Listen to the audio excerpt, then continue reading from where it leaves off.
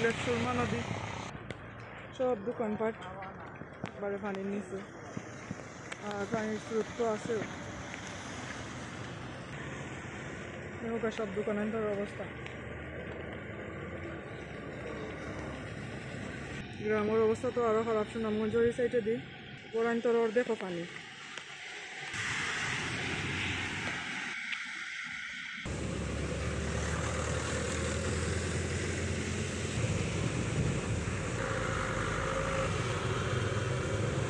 কতক্ষণ কষ্ট লাগে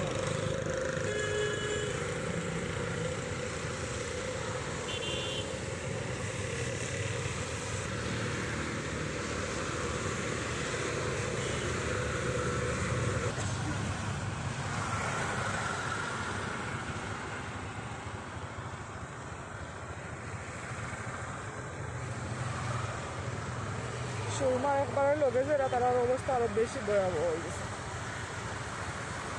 আর পানি তো দেখা বিদ্যুৎ তো তখন বোঝা যান না আসলে সরাসরি না দেখলে বোঝা যান না বিদ্যুৎ তো কারণ পানি ওই দিকটা কি আর উজানটা কি পানি নামে রাইয়া আর পশ্চিমেদি পানি যা আরো ইয়া উন্নয়ন এলাকা হল প্লাবিত করে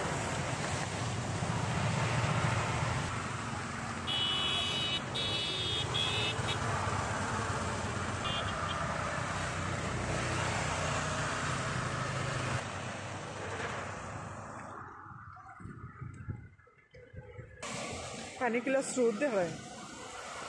শিলা যা দেখায়